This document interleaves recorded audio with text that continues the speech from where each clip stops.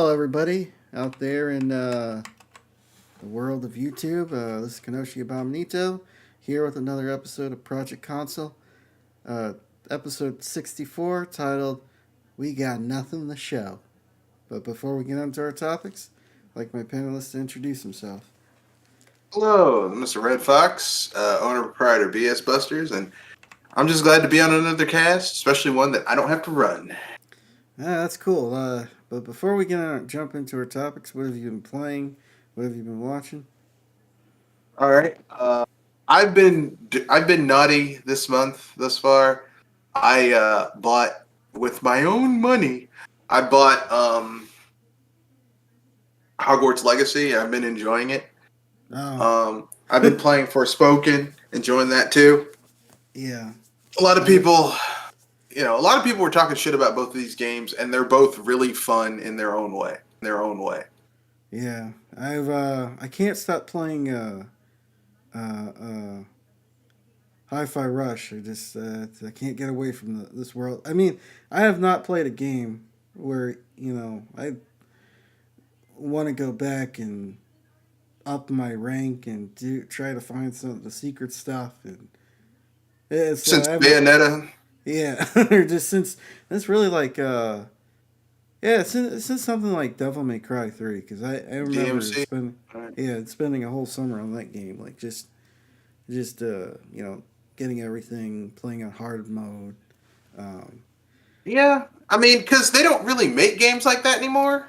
yeah, Like everything is live services and gamer tags and my gamer score and all that shit. They don't make stuff where it's like, oh, so you actually just made a game and I unlock things by playing the game. I don't know microtransactions. I can't. I don't know what to say to that. I also picked up Hogwarts Legacy. I haven't played it yet. Yeah. That game came out, or I was able to pick that game up at cdkeys.com, the deluxe Mhm. edition for only $57. Where did you? Because I know that's the wonderful thing about Steam. PC gaming is you can you can find better prices. No, I just But bought it on Steam. I was like, you just know bought it what? on I'm going to Steam. pay the full price. Because I heard from a source that I respect that it's pretty good. Yeah, And I was like, you know what? I'm going to play it. Why yeah, not?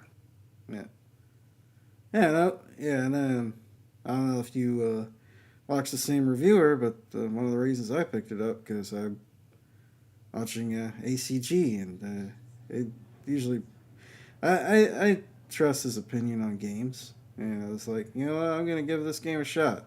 Doesn't look too bad, but I just wanted to play an open world game that was well done and not a buggy, glitchy mess. And Forspoken and to an extent, and Hogwarts Legacy have scratched that itch for me. And that isn't made by Ubisoft because Ubisoft's open world games are just kind of trash.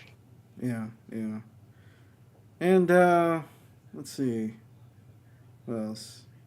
Well, is there anything else you'd like to say that you played or watched or? Um, I mean, I've just been watching a lot of old television shows. So Barney Miller, which is it's a comedy it's a workplace comedy um, set in a New York precinct. It's just set in the actual office, and it just deals with the interpersonal relationships of the cast and the things they have to deal with, and it's pretty good. I like it. That's cool. Um, I haven't really been watching much of anything lately. Just my typical podcasts and all that other stuff.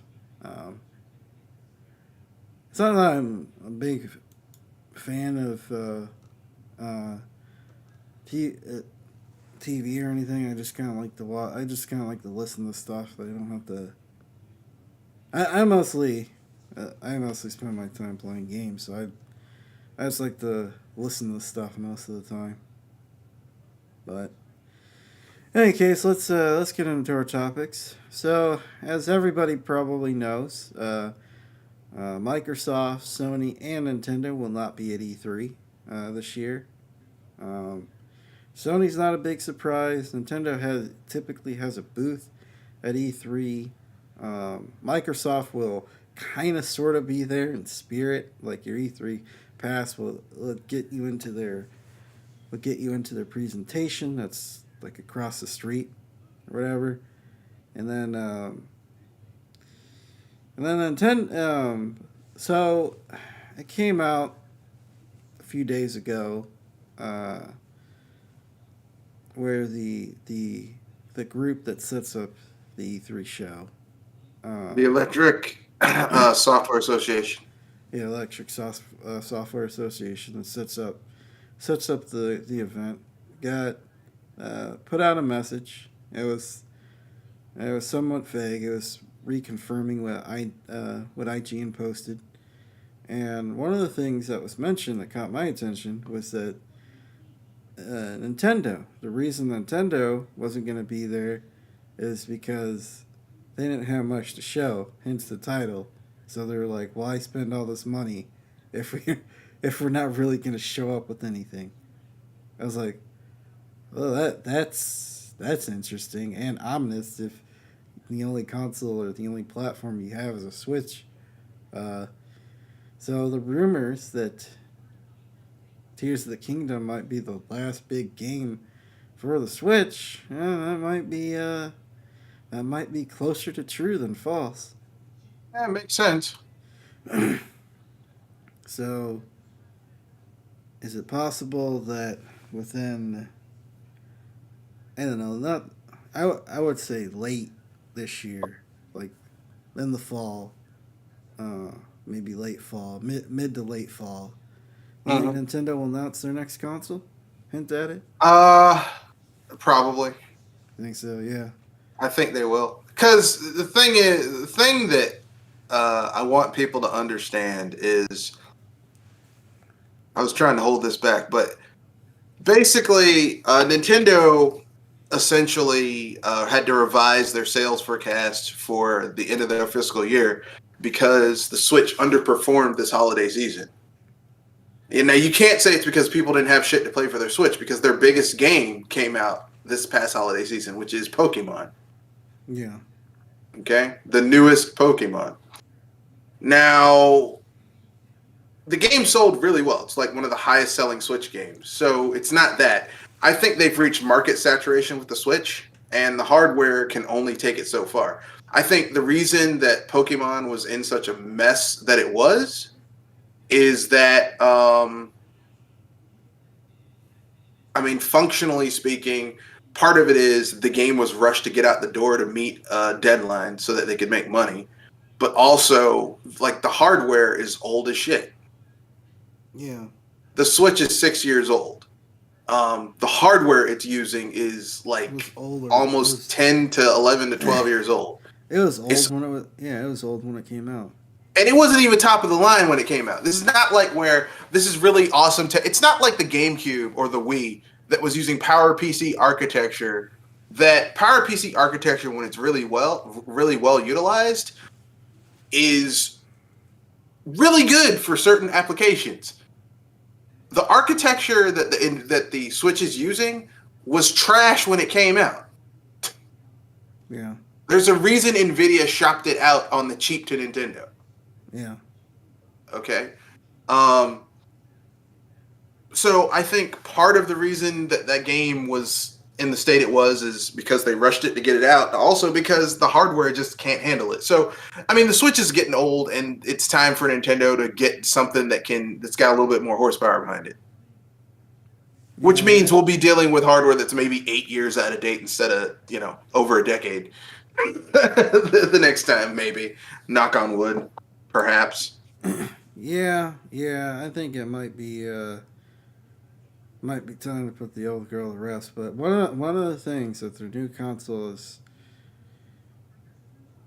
going to need, or at least not need, but one of the biggest one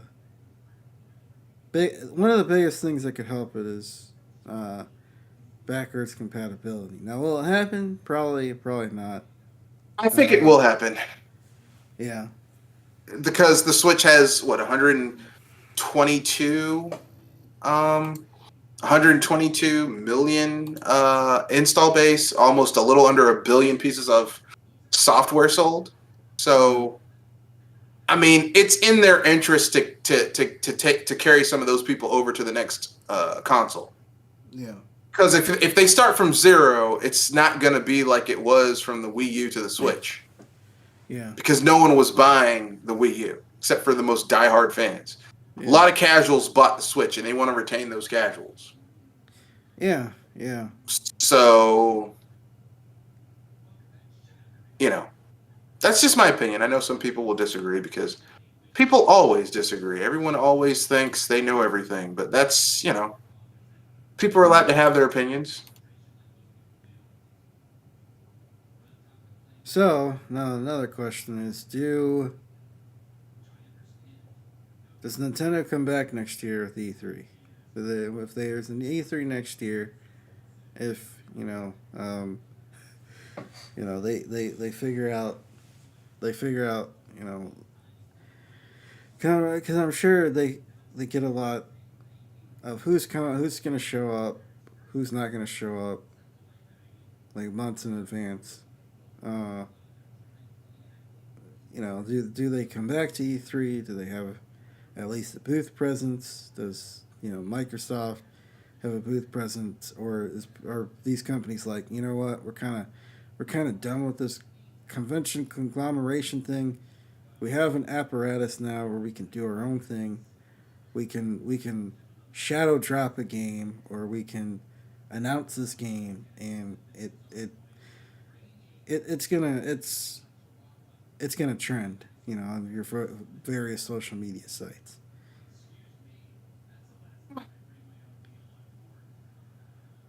Here's What do what you? I think.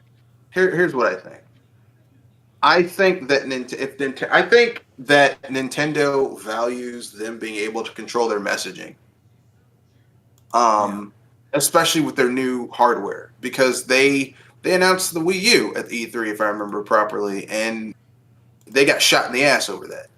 yeah, So it's whereas the Switch they announced on their own terms, and it did amazingly.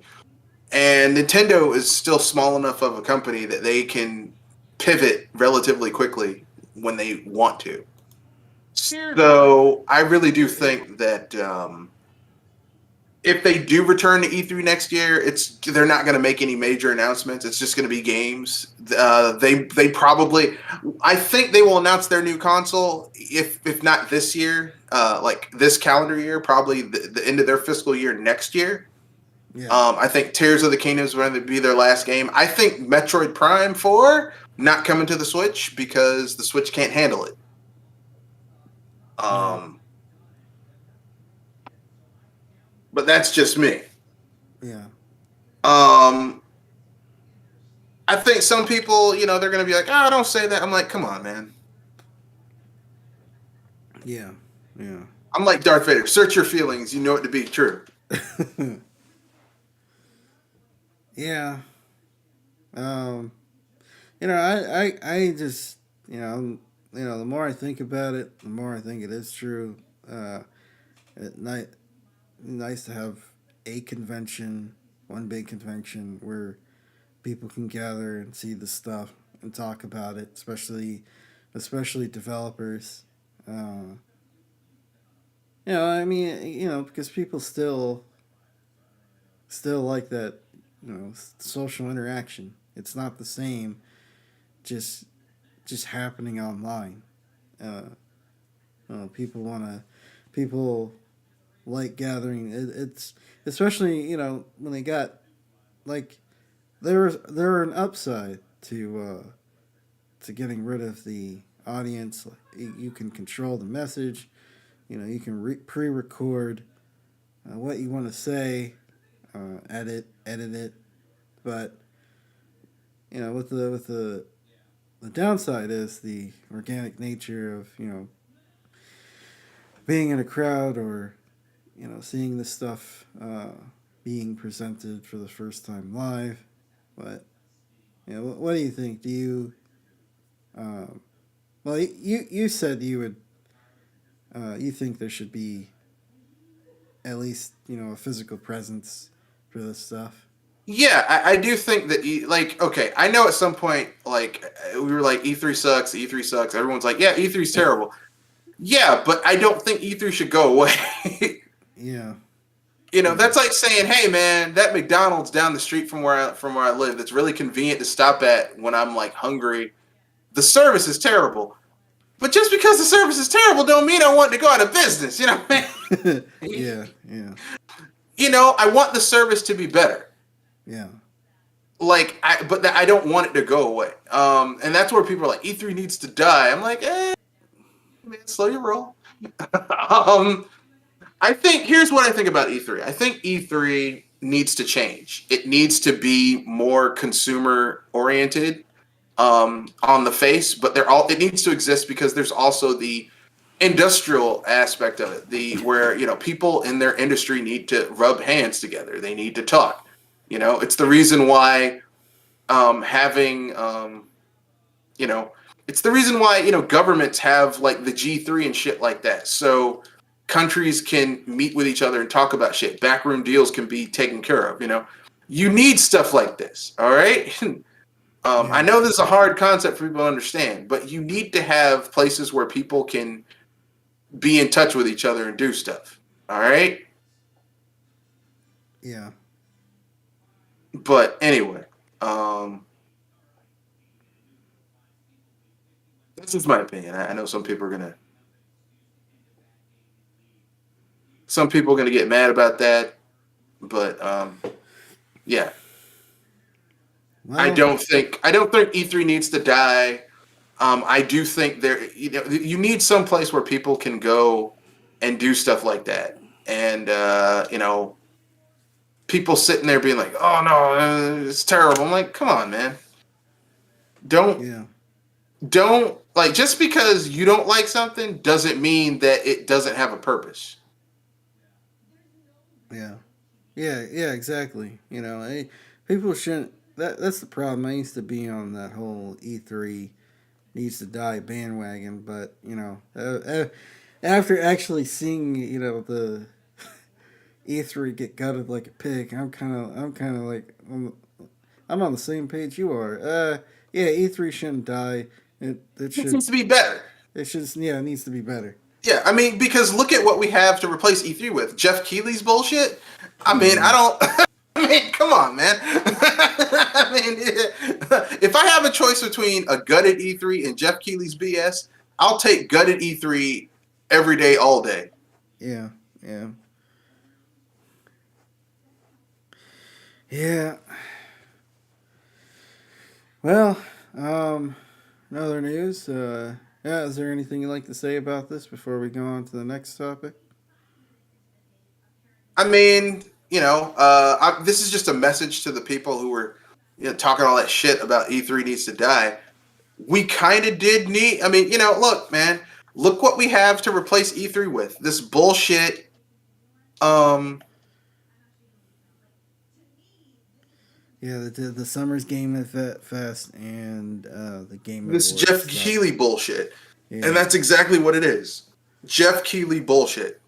yeah, yeah. That Summer's Game thing is not. Ugh. It's stupid.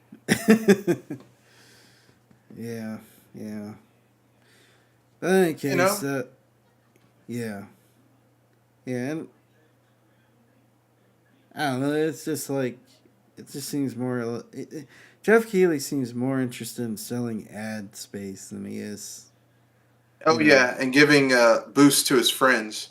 Yeah, Like if you're Jeff Keighley's friend, you're in good shape. But if you're like a yeah, normal gamer, if you're Hideo Kojima, Jeff Keighley's got your back. But if you're anybody else, I mean, you just kind of like. yeah, yeah. So, depending on who you are, this is either bad or good news. Nintendo won their uh, lawsuit pertaining to Joycon Drift. So what happened was that their parents had sued Nintendo for Joycon Drift, but the reason they lost is because of a EULA technicality, and the parents' counter argument was that, well, their kids aren't old enough to agree to the EULA, but the judge is like, well, you're old enough to agree to the EULA, so so basically the judge is like, well, technically the console is yours, even though that you gave it to your kids, and in the EULA you can't sue Nintendo. You can't take a lawsuit straight to Nintendo. Basically, have to go through like this third party arbitration rigmarole. God, law stupid. You know, Nintendo had more money and better lawyers. Yeah. Law itself is not stupid because here's the thing, okay? And you know, I'm not a lawyer, but you know, I have taken some pre-law courses. And this is where you need this is the problem with America, is that the courts have been taken over by you know, conservative judges were put into these positions because they support the people who have money. All right. Now, who has more money than the average individual? Corporations. Okay. It is not like, to me, the way I look at the laws, you buy a product, you have a reasonable expectation about those products. Okay. You buy a car, you have a reasonable expectation that everything that goes with that car is going to be especially if it's a brand new vehicle, is going to be in good condition, you know, pristine new condition. It's going to be in new condition when you take it off the lot, right? Yeah. So most of these Switches were new. I'm pretty sure no one bought a used Switch. You have an expectation that the shit is going to be in new condition and it shouldn't be getting worn out like that. And they're basically punishing people because Nintendo used fucking cheap ass parts to make their Joy-Cons. Yeah. That's what it is. Okay.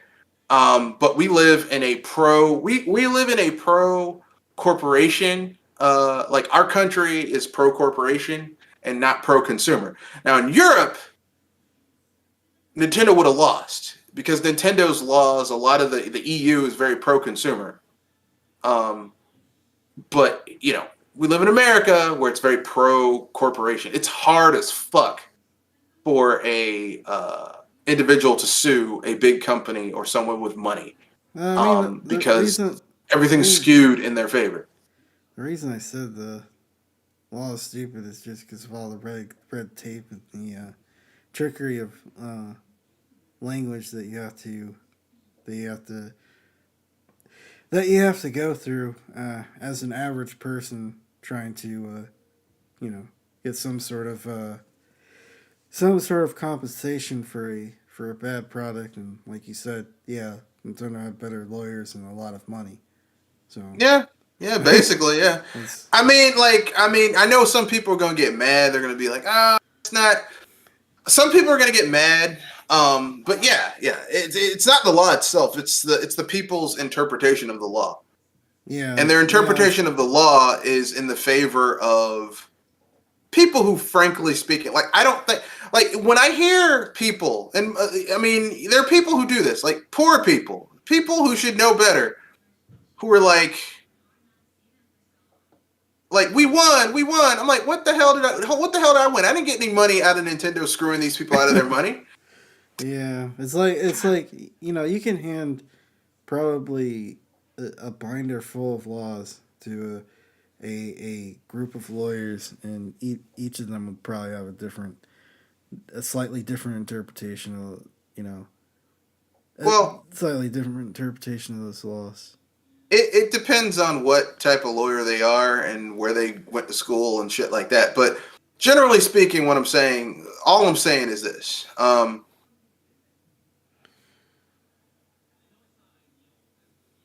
Functionally speaking, I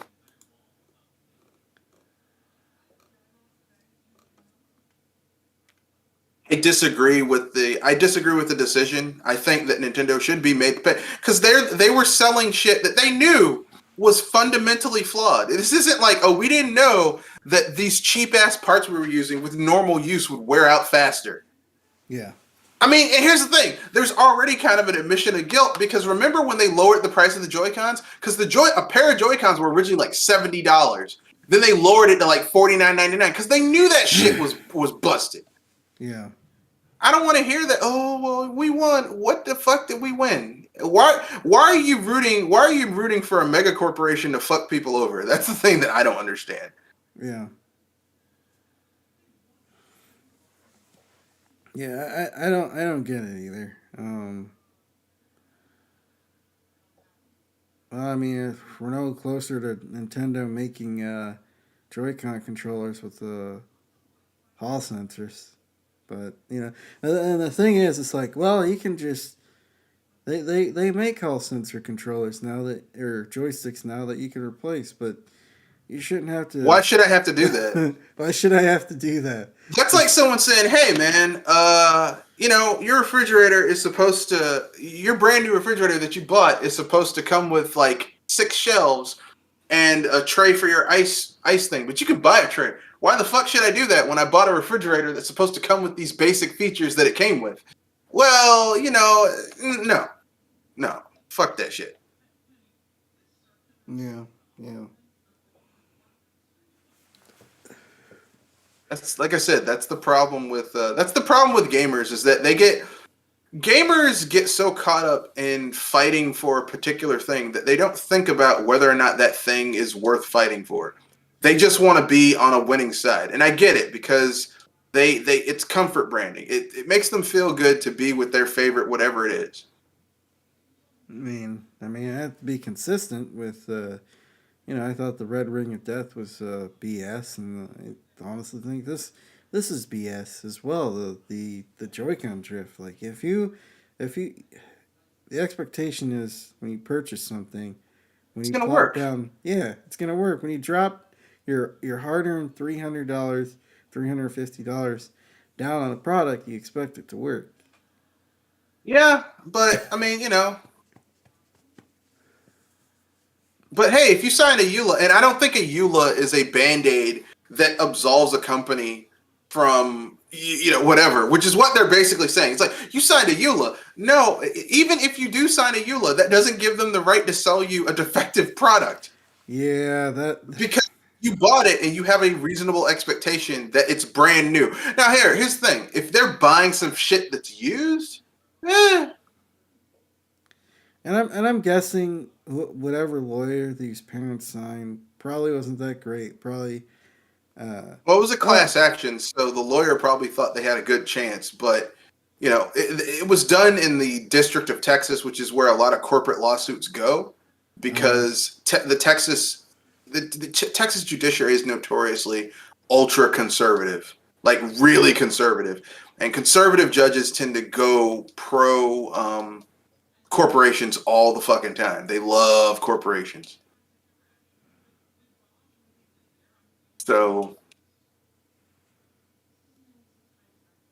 That's what we're dealing with here. Yeah, yeah. I mean, I'm not happy about it. I wish things were different, but we live in a world where people like shit like that. I don't know, but that's people like shit like that. I don't know why, Yeah. but that's my opinion. What do I know? I'm just some guy. So in other news, the Xenia emulator, which is the Xbox 360 emulator, is now working on the Xbox One, Xbox Series consoles. Through it's not really a hack. It's you sign up for Microsoft's developer program, and it allows you to access more of the console's features that would have been accessed by developers. So that Didn't they get rid of that? there was rumors that they were going to get rid of it, but then Microsoft said we're not getting rid of it. So I don't know. It sound the way I was hearing this described, it sounded like they didn't get rid of it. or unless there's some trickery that, Probably unless some there's some trickery because I'm trickery. pretty sure Microsoft was like, yeah, we can't let people run emulators on our system because then it, like, basically, if they're emulators themselves aren't bad, but if people are using like an N64 emulator and downloading N64 games, that's biting into Nintendo's $50 monopoly on those old ass games that Yeah, they refuse to re-release a la carte anymore. then they have Nintendo down their throat. So you know, And other, I mean, if it's and other if it's companies. PlayStation, other shit like that, yeah, it becomes an issue. Yeah, So yeah, yeah. But anyway, in any case, I think it was either last year or the year before. Microsoft was like, "Yeah, we're done porting Xbox 360 games over to their system," because they essentially what happened is that they went and optimized a whole bunch of 360 games to work work through backwards compatibility on the Xbox One and Series consoles, and it's and you know they were focusing on the more popular, more well known games. So there were probably certain games that you know if you were a fan of, there were probably niche games that didn't make the cut. So now if you know how to do the tricks, you can play those 360 games that didn't get the Microsoft treatment. yeah, I mean, look, man, I'm pro backwards compatibility in any way, shape, or form. Any way you can get it, I'm happy people get it. You know what I'm saying? Because you know, God knows these companies want to take it out and sell it to you bit and piece. I mean, thank goodness Microsoft said, "Hey, we're gonna, you know, emulate these games because that's what it's doing. It's emulating. It's not running it natively. Yeah, A lot of those games. So, I mean, that's good.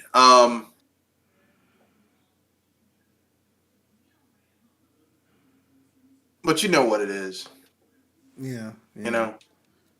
yeah. I don't know. I think great game preservation obviously is important. I was thinking about this a couple days ago about you know they've re-released movies several times over again. Mm-hmm. Um, they seem to be freely willing to re-release movies. Not it doesn't. I mean, they've been doing it I think the past couple generation of games, releasing. You know, Capcom's been you know releasing their various Capcom packs, um, and as well as Sega with their mini consoles and their collection.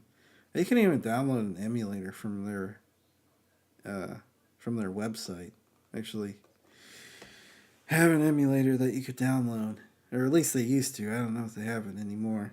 Um, but I mean, for a while, you didn't see games get old games get re-released. Like I'm talking about games from the '80s and '90s get re-released in a mainstream manner. So I don't know if it's You didn't optim. get see that until the Wii Virtual Console. Yeah, yeah, That's when people were like, "Oh man, these old games are actually pretty cool." yeah, It's kind of sad because you know that's game preservation and that's a good thing. yeah, But yeah. And you know there are there's just stuff games that'll probably never get re-released. There's stuff yeah, because they, you know, there's so much stuff going on. You know, like you have so many different licenses that yep. go into the stuff. I Music mean, you saw what licenses. happened with what's it called?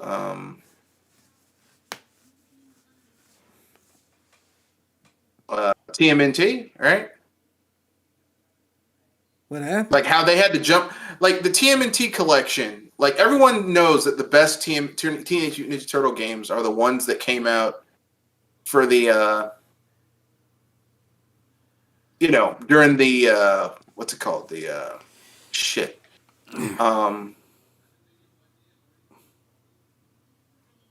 The ones that came out during the old Konami days, right? Yeah, yeah. But in order to get those, you basically like those games were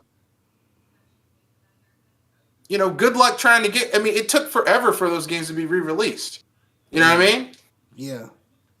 Yeah, I'm sure there's licensing for the music, for the art, for the code. Heck, I'm sure they had to reverse engineer the code. I mean, they even went that far. But yeah, I think the big reason a lot of the stuff doesn't get re-released is because it gets wrapped up in licensing and legal red tape. Confusion on who actually owns this product. Because Also, money. Yeah, money. Because people don't want to spend money people don't want to spend money to actually get it out there. Which I'm like, why? But whatever. Yeah, yeah, yeah, and they wonder if it's a viable product for them to risk everything on. But they're not risking everything though, because it's even if they got the license and re-release the game, as long as they don't fuck up the re-release, it's pretty good. Unless you're Rockstar, which it's Rockstar. Yeah. They could fall into a barrel of boobs and come out sucking their thumb. Yeah, I mean, they're not risking everything. You're right, but they sure act like they do. It's like, oh my god, if we actually got a competent studio to remake this game, the world might end. It might be the apocalypse. I'm like, will it though? I don't think it will. I think you're just being bitches. That's what I think. I don't know how you feel about this, but they're remaking, or either remaking or it's a HD remaster of Bait and Katos. I'd take it. Yeah, I was surprised when I heard. I mean, the first Bait and Katos, the Bait and Katos Origins is trash. Yeah, but I'd take it. Yeah. If that's true, I'll play it. If it comes to PC, because I'm not playing it on the Switch. I'm not. Look, the Switch can barely handle Xenoblade Chronicles 2 and 3. I'm not really. I ain't holding out hope for. I ain't holding out hope for. What's it called? For Bait and Katos. Even though that game, like Bait and Katos was like playing Final Fantasy. Was like playing Final Fantasy 7 or 10 on PC, and it was really good. Yeah.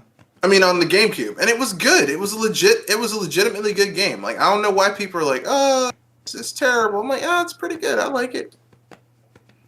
Yeah. Stop being bitches. Yeah, exactly. I mean, the downside is if you didn't know how to build your deck of Bait and Katos, you would basically fights would take too long. But if you knew how to build your deck, you were in good shape. So, I mean, I don't know, man. Yeah. So, on our next topic, this is a lot. Live service games are dying, so the whole live service stuff that was being pushed heavily for like the past 5 to 10 years almost. Say 5 years. 5 years, I think, ever since Overwatch, because that was a premium live server. Like, he actually had to drop $60, and then Destiny. drop a whole bunch. Destiny, those were two premium live service games that took off. But and then everybody and their mother had to make a live service game because, man, they saw the money. Yeah, what what better way to make one game that you just keep making money off of forever? Well, not forever, Yeah, but for a long time. Um, well, it's not working out for most people. Uh, it's harder than it looks. It's harder than it looks. yeah, yeah, We thought it was going to be easy, but it's actually hard. I can't. They were like, this shit's hard. Oh, I can't believe that. We actually like making a game that people play years and years and years after the fact. Harder than it looks. yeah, Who would have thunk it? yeah. With Overwatch, obviously, Blizzard. They have they're really good at captivating people with their brightly colorful, well designed characters. And then you have Bungie. Well, I mean, it's Bungie, and the shooting feels really good in Destiny. Yeah. So all I'm trying to say is that there was something familiar about those two particular games, and a lot of these companies weren't able to captivate a sort of familiarity, and when it came to a lot of the stuff, as well as some of them were just too greedy and just were pretty heavy handed with their monetary systems. Well, to be fair, it wasn't the greed. It was the fact that, like, because I mean, look at Fortnite. Look at here's a live service that people have been playing for years. Counter-Strike 2. Yeah, That's a live service that's been going on for years. So you can't say live services don't work. Problem is that these companies don't know how to support a live service. They get too greedy. They don't put really any real effort into it. They just do bullshit. yeah, And they get mad when people talk about it. Well, how dare you say that? It's like, man, I didn't tell you to do that. You chose to do that. yeah. There was this weird like fantasy wrestling game that was made by Iron Galaxy, and I believe it was Iron Galaxy and Epic that were making this game. And then they were supporting this game, and then there was a VR game. It was for the Oculus Quest. And there was also a plethora of other games that were just, well, we're done. We're not, and some of these games have only been out for half a year. They haven't even been out a full year. They're like, well, we can't support this. So it even goes to show how expensive it is to maintain a live service game too.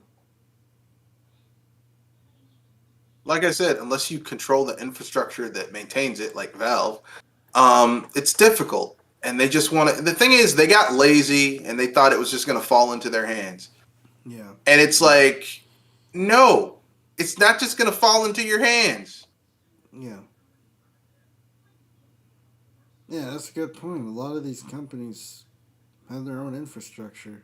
There's some of these companies have their own infrastructure, so where they don't have to rent out a bunch of stuff like servers. But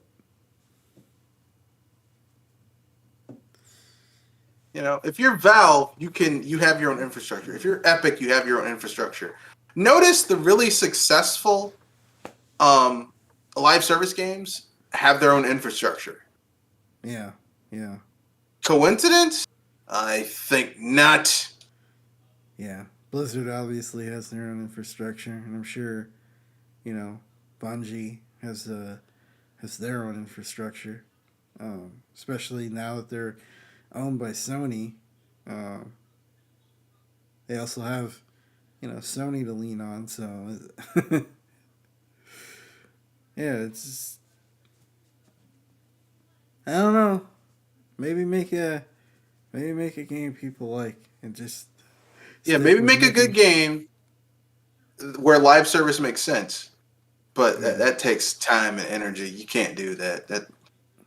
You got to actually care and shit like that. They don't want to do that. How dare I make the suggestion that they actually do their jobs and make a good product? Yeah. Oh yeah, we also have Marvel, the Marvel game. You know, that was a $60 game with live service features. It's like, Well, the live service features were the microtransactions and how they nerfed the game so that you had to spend real money. yeah, yeah. Um, which, I mean, how much of a dick do you have to be to charge someone $60 and then the end game, like the real game, like when you're actually playing, to basically like make that so that people have to spend real money on it? I'm like, you rat.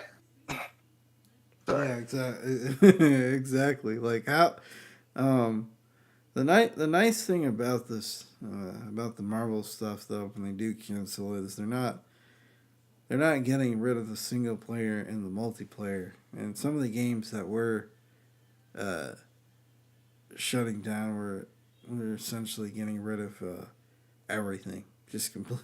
Like even if it had a single player aspect to it, they were getting rid of that too. It's like, hey, it's modern gaming. Yeah, because everything is tied into the server. And once the server goes down, you're screwed. Yeah. That's the cool thing about old games. Old games, the server was pulled. You can bring those back as long as you have like the base kernel of the game.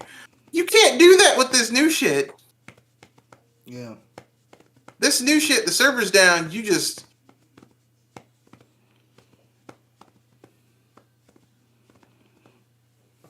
Yeah. you just done. Yeah. That's it. I mean, there's $60 gone down the toilet. I don't like it. Hmm. I don't like it not one bit.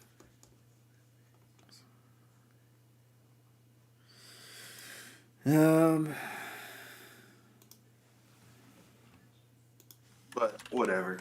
Yeah. Say that, people get mad. They're like, "How dare you, sir?" It's like, look, man, I'm just telling you how I feel. You know, whether you agree or disagree, that's just how I feel. Yeah. Um. Let's see.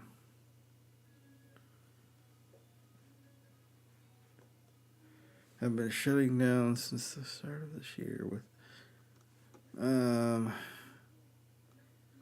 so yeah, here's some games that are shutting down.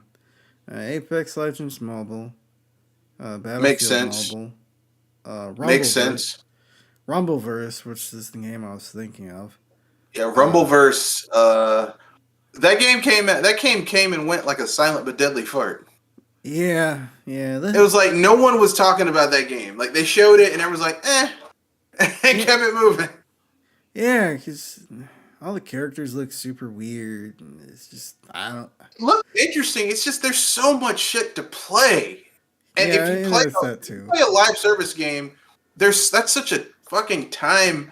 That's such a time investment that most people don't want to do it. They're like, why Yeah. should I invest all that time? Yeah. Um, Crossfire X and Knockout City. Um, Crossfire X never heard of. Knockout City I never heard of. There's like, you know,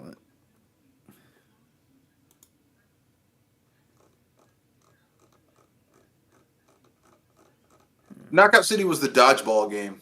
that was the dodgeball game. Yeah, that was Wasn't that that game you? where they showed off that dodgeball game. It was like, oh, this looks interesting. I might play it, and no one did. Was it? Plus, Was that? Ubisoft was desperately trying to make that into a thing, and it's like, Yeah. was anyone asking for this? Yeah. I'm pretty sure no one was asking for this. I mean, I'm not a scientist, but I'm reasonably certain no one was asking for this. Yeah. So, Yeah.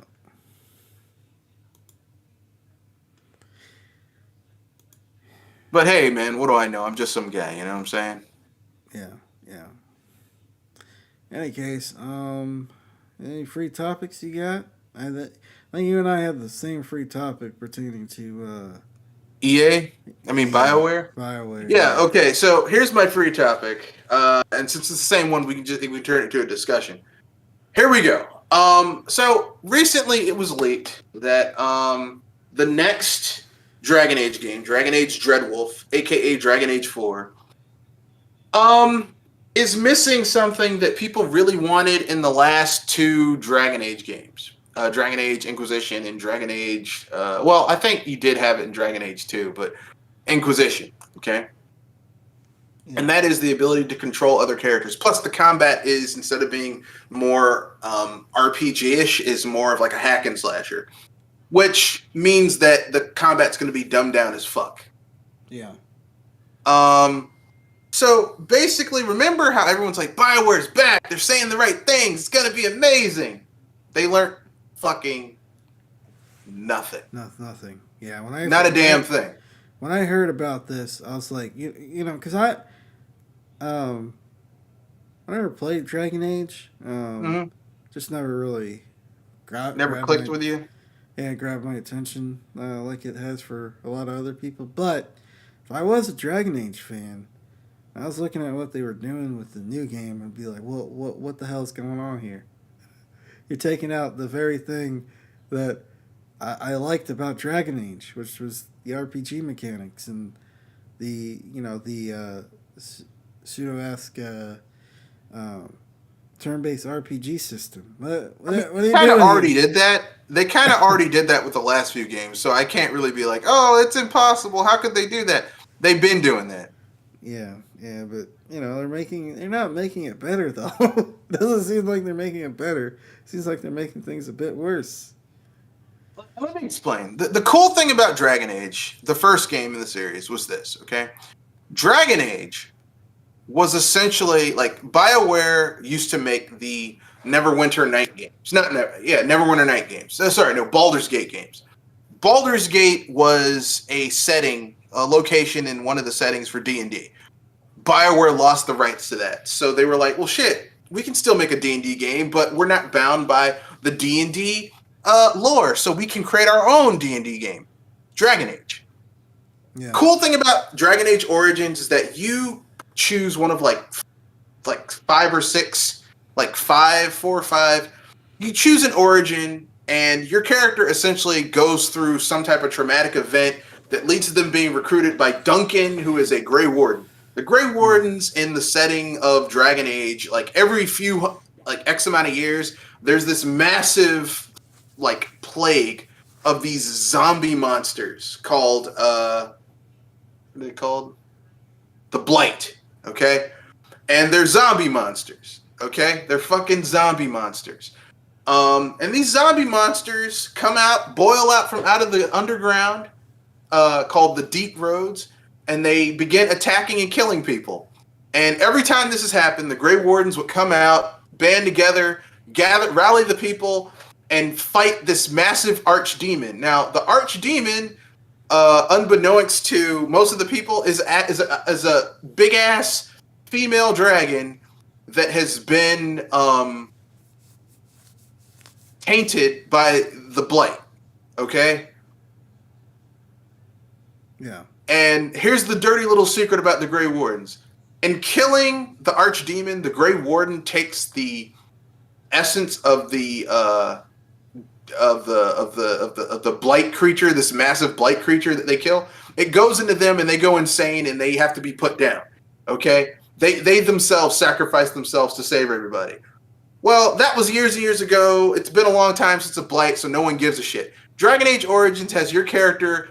Kind of like how Mass Effect, you have to go around getting all these different warring factions to put down their shit and band everyone together in order to deal against this massive threat. Just like the original Mass Effect, okay? But here's where Origins was cool. It was turn-based combat. You could control different characters. It had multiple character classes. Each character was unique. It wasn't just, well, I could do that build. Every single character had a unique class that only they could do, and no one else could do it. It was theirs. In order to fully optimize it, you had to do a side quest with that character to really make that ability like badass as fuck. Yeah. And with each iteration of this series, they've made it dumber and dumber. They've stripped out the unique features of the characters. Dragon Age 2 functionally speaking, there was no difference between your main character and the other characters in your party. Yeah. Zero. Dragon Age Inquisition, aside from your character being the Inquisitor and having the ability to control, to like close these scars in reality, every single class you had you could get a character in your party that had that same fucking class. Yeah. Nothing unique. The unique characters that were in Dragon Age Origins, like you had Shale, the War Golem. You had your dog. If you played as a human noble, you got a Mabari Warhound as your dog, which was amazing. Because like if you chose the noble origin, like running across your dog after the shit show that was the final conflict in the beginning of the game against the blight. It's like, wow, finding your dog was actually emotional because your family was murdered and all you had left is this dog, right? And finding your dog's like, oh, I found my dog. I have a little link of what I used to be. All that shit's gone in Dragon Age Inquisition. Inquisition is an embarrassment. And instead of learning from all the fuck-ups of each of these other games, they're just doubling down on stupid shit. And that is the problem with this series as it is right now. Yeah, I mean, Dragon Age Inquisition got a lot of praise from the media. It even got, Game of the Year. And that is true. But look at the sheer amount of... No, go ahead. I mean, that's the thing. A lot of these companies' egos are built upon Metacritic and not what, Metacritic's... the Metacritic score of the media. I mean, even certain companies like Activision, Bethesda, give bonuses to people that have really high Metacritic scores, and not the actual consumer, the end user, that has to buy these games with their hard earned money. Like it's so their egos were probably built upon that. So they're like, oh, let's just double down. Looks like we were heading in the right direction.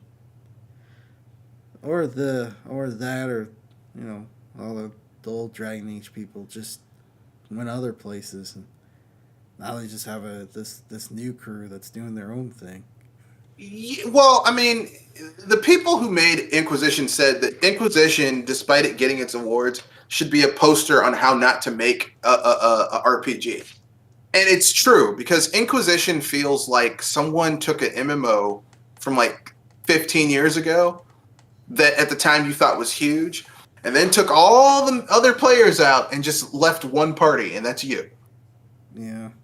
The same uninspired quest. Go slay 15 mercenary bands and bring me back their belts as proof that you killed them. Bring back 10 samples of iron ore. It's like, what is this shit? What the fuck is this?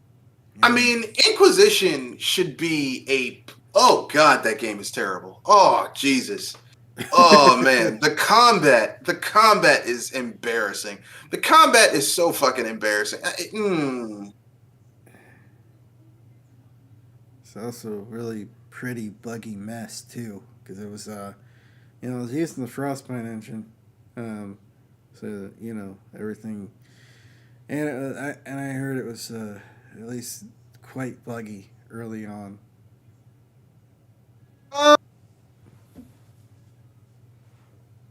I mean, it wasn't great. Yeah.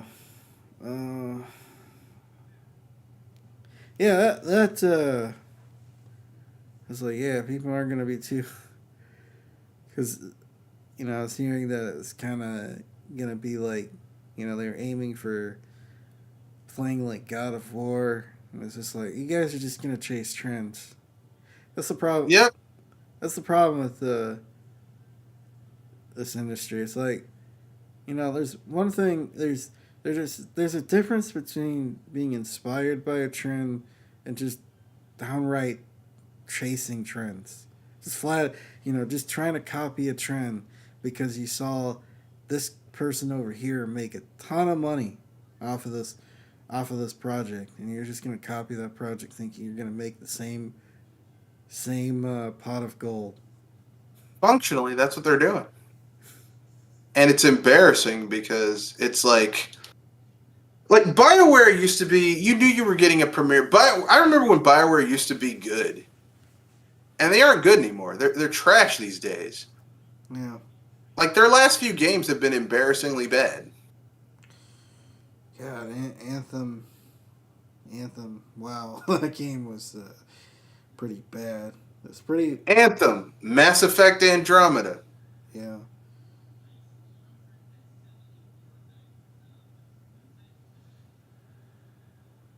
It's embarrassing. I have never been more tired of a.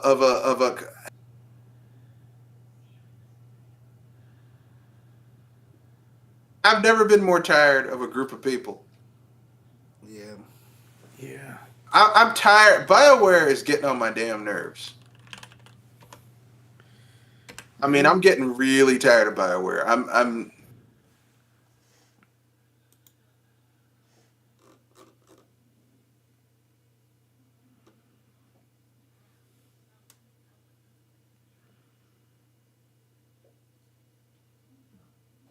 I'm not saying, like, I've been burnt on the Dragon Age franchise because I love Dragon Age Origins. Origins is one of my favorite games. Yeah. But when they burnt me on the other games, I was just like, I can't do this anymore. Yeah. But I was like, surely they learned their lesson after Mass Effect Andromeda and what was that other fucking game? Anthem. Surely they learned their lesson. Nah. No. They learned not a goddamn thing. No. Because they're still doing it. Yeah. When is this game slated to come out? This year. It's this year. It's supposed to be their big game for this year. Oh boy. And they already fucked up like that. Yeah. Yeah, you could. I'm like, I know.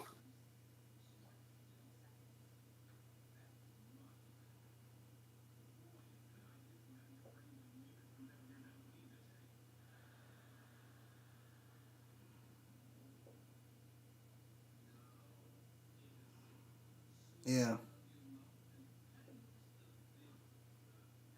I'm done. Yeah. I'm done. Yeah. Well, is there anything else you'd like to say before we close out the show? What was that? I'm trying to think. BioWare, get your shit together. You know, and if I ever hear someone say BioWare, they're coming back. No, they aren't. No. Stop with that shit. They are not coming back.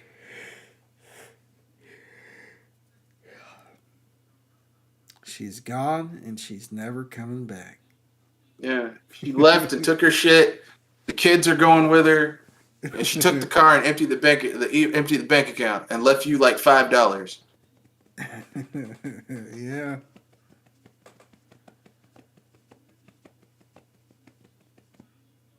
Anyway, that's it. I'm done. All right. Well, guys, thank you again for joining us here on the Project Console show. Mr. Red Fox, would you like to print out what you're doing before we close out? Yeah, I'm just doing a podcast tomorrow, 7:30 p.m. to 9 o'clock p.m. Or we might end earlier, might end later, depending on what tangents we go off on, all that type of stuff. So yeah, February 8th, it's going to be fun. That's it. All right. Sounds good. It's Konoshi Bonito. Here to say, have a good week, have a good weekend, and have a good life. See you guys next week.